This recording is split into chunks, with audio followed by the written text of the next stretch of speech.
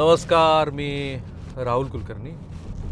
भीमराव कांबळेचा गुन्हा हा दुर्मिळात दुर्मिळ, ज्याला आपण रेअरेस्ट ऑफ रेअर कसा ठरला, आणि हा निवाडा हा अशा घातक गुन्हेगाराला त्याच्या काळजामध्ये धडकी भरवणारा कसा ठरला किंवा ठरू शकतो हे समजून घेण्यासाठी आम्ही जजमेंटची कॉपी मिळवली. ही पूर्ण 148 पानाचं हे जे निकालपत्र आहे जे सन्माननीय न्यायाधीशांनी दिलं, अतिशय सविस्तर नेमकं ह्या भीमरावनं काय केलं, कशामुळं हा गुन्हा रेअरेस्ट ऑफ रेअर ठरला. माझ्या मते 147 क्रमांकाच्या पानावरती the reference be made to the honourable high court Bombay for confirmation of death sentence as per section 407 of the Bharatiya Nagarik सुरक्षा संहिता 2023 and the record and proceeding of the case be submitted immediately. या एका वाक्यामध्येच हे तात्काळ निकालपत्र ऑनरेबल हायकोर्टाला देत असताना ह्याला रेअरेस्ट ऑफ रेअर का म्हटलेलं आहे, ह्याची कारणं काय आहेत, हे सगळं समजून घेण्यासाठी हे जजमेंट अतिशय महत्त्वाचं आहे. मी असं म्हणेन की हे पाथ ब्रेकिंग जजमेंट आहे. यांनी जो एक चुकीचा पायंडा गुन्हेगाराला वाटत होतं की काही होत नाही, वर्षानुवर्षे प्रकरणं चालतात, असं होणार नाही.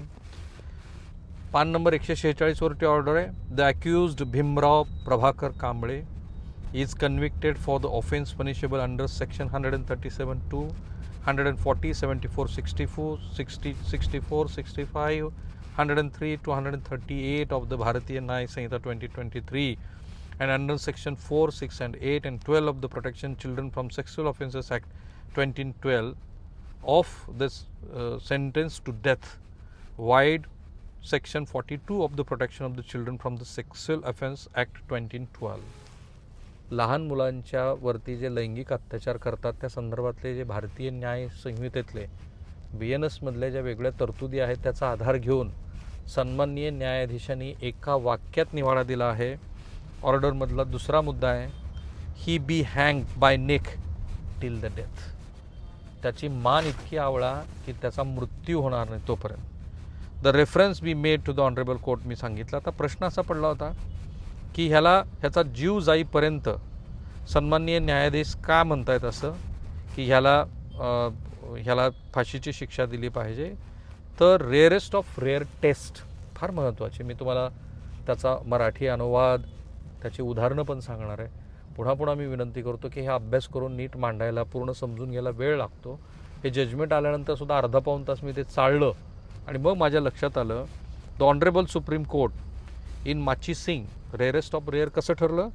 तर honourable supreme court in Machhi Singh supra has given the factors of the crimes, those would fall under category of the rarest of the rare case which would warrant death punishment. They are honourable supreme कोर्टाने काही guidelines दिलेले आहेत की ज्या गाईडलाईन्समध्ये म्हटलं की rarest of rarest कोणाला म्हणायचं.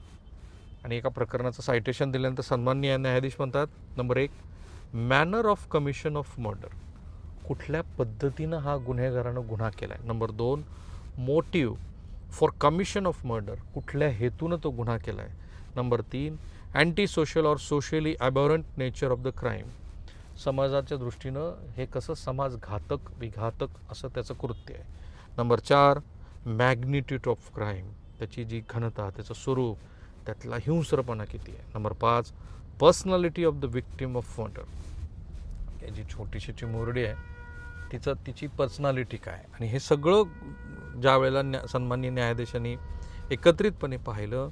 However the 2 questions have to be answered by the court before opting for death sentence vis a we.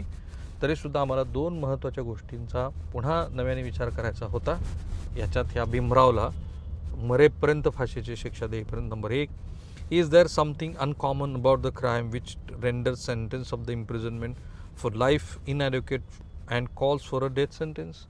असं काही आहे का की भीमरावनं जे कृत्य केलेलं आहे हे यापूर्वी ज्या घडलेल्या कृत्यापेक्षा वेगळं आहे, हीनस आहे, अत्यंत घातक आहे. आणि नंबर 2 मुद्दा होता, are the circumstances of the crime such that there is a no alternative but to impose death sentence even after according maximum weightage to the mitigating circumstances which speaks in favour of the offender.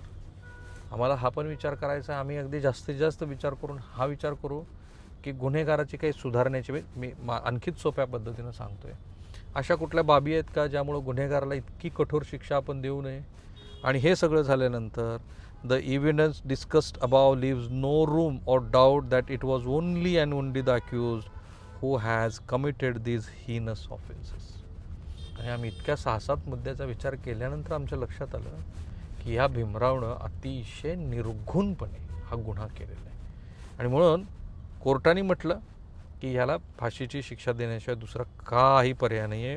हे खूप मोठं सविस्तर असं judgement आहे. त्याचं मराठी जो सारांश आहे मी तुम्हाला सांगेल, पण त्याच्याबरोबरच past history of the accused as an aggravating circumstances, त्याचा पूर्व इतिहास काय. आम्ही म्हणजे खूप काही जणांना असं वाटू शकतं की आम्ही का म्हणतो, कारण आम्ही तो प्रयत्न करतो. या नसरापूरला गेल्यानंतर आम्ही पहिले होतो की ज्या मुलीवर ह्या भीमरावनं आपल्याच नात्यातल्या मुलीवर अत्याचार केला आणि कोर्टातनं निर्दोष सुटला तो, तर त्याचे सगळे संदर्भ गोळा केले. या भीमरावनं एका 75 वर्षाच्या आजीवरती जो बलात्कार केला होता त्याचे रेफरन्सेस गोळा केले, ते जगासमोर मांडले आणि तिथून मग यंत्रणा जागी झाली, कारण त्या मुलीला त्यांनी साक्षीसाठी बोलवलं. मी हे जजमेंट अद्याप ह्या टप्प्यावर वाचलेलं नाही. मला हे पाहायचं आहे की सन्माननीय न्यायाधीशांनी त्याचा जुना जो इतिहास आहे तो कशा पद्धतीने बघितला आहे.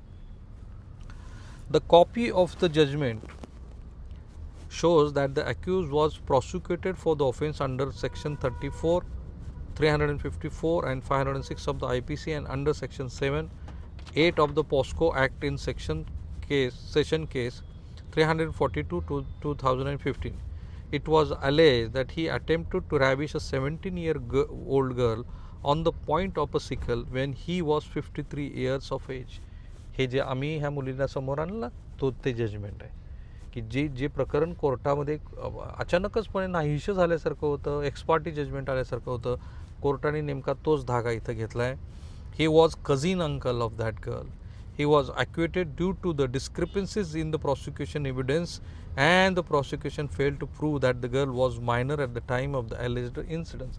हाच मुद्दा आम्ही न्यायालयात मांडला होता की तिचं एक झेरॉक्स कॉपी नाही आहे म्हणून ती अल्पवयीन नाही आहे, अशा पद्धतीचा मुद्दा त्यावेळेला सन्माननीय तेव्हाच्या न्यायाधीशांनी मान्य केला होता आणि त्याला त्यावेळेला निर्दोष मुक्त केलं होतं. आणि त्याचबरोबर त्याच्या आधी आणखीन एक प्रकरण आहे की he was acquitted due to the dependencies in the evidence and a delay in the lodging FIR. An old man of 84 years of age, Eknath Kamble, comes before the court and state that in 1996 he had witnessed that the accused was trying to commit sex with the she-goat. शेळीबरोबर अनैसर्गिक कृत्य केल्याचं सुद्धा त्यांनी 1996 साली बघितलेलं होतं. So हा सगळा त्याचा इतिहास बघितल्यानंतर सन्माननीय न्यायालयानं त्याला जी शिक्षा दिली ती रेअरेस्टात रेअर कशी ठरली बघा. नंबर 1, अल्पवयीन मुलीवरील लैंगिक अत्याचाराचे पुरावे कोर्टात समोर आले. हत्या आणि मृत्यूचं वैज्ञानिक कारण स्पष्ट झालं. त्याच्यामध्ये पोस्टमॉर्टम अहवाल, अंतिम मृत्यू प्रमाणपत्र आणि डॉक्टरांच्या मताने मृत्यू त्याची मुरडीचा हा नैसर्गिक नसून हिंसक कृत्यामुळे झाल्याचं सिद्ध झालं. DNA आणि फॉरेन्सिक पुरावे एकत्रित जुळले. CCTV फुटेजची साखळी मिळाली. DNA रक्त, केस, नखांचे नमुने, कपडे आणि इतर वस्तूंची रासायनिक तपासणी करण्यात आली. CCTV फुटेज ग्रामपंचायत, राजगड परिसर, जामा मशीद आणि इतर ठिकाणची CCTV फुटेज जप्त करण्यात आले. डिजिटल आणि सायबर पुरावे, मेमरी कार्ड, हार्ड डिस्क वगैरे. आरोपीकडून जप्त करण्यात आलेल्या 17 वस्तू, कपडे आणि इतर वस्तूंवर वैज्ञानिक तपासणी करण्यात आली. साक्षीदारांची मजबूत साखळी होती. आईवडील, नातेवाईक, प्रत्यक्षदर्शी, बाल साक्षीदार, पंच, डॉक्टर आणि तपास अधिकारी यांच्यासह एकूण 55 साक्षीदारांनी साक्ष नोंदवली. आरोपींची मानसिक आणि शारीरिक तपासणी केली. त्याची लैंगिक क्षमता, ज्याला पोटेन्सी टेस्ट म्हणतो, ती बघण्यात आली आणि तो लैंगिकदृष्ट्या सक्षम होता, तो गुन्हा करण्यास सक्षम होता आणि मानसिकदृष्ट्या सक्षम असल्याचे निष्कर्ष नोंदवले गेले. परिस्थितीजन्य पुराव्याची अखंड साखळी होती आणि म्हणून हे प्रकरण दुर्मिळात दुर्मिळ ठरलं. थोडक्यात वैद्यकीय पुरावे, DNA, फॉरेन्सिक तपास, CCTV फुटेज, डिजिटल पुरावे, साक्षीदारांची साखळी, आरोपीकडून जप्त करण्यात आलेलं साहित्य = डेथ सेंटेन्स. पण त्याहून पुढं अतिशय धक्कादायक आहे, म्हणजे हे माहिती नव्हतं बाहेर कोणाला, पण आत्ता ते महाराष्ट्रासमोर येईल. पीडित मुलगी अल्पवयीन होती हे माहिती आपल्याला, पण त्यानं काय केलं त्या मुलीबरोबर बघा. आरोपीनं 3 वर्षाच्या मुलीला गाठी, शेव आणि वासरू दाखवण्याचं आमिष दाखवून नेलं.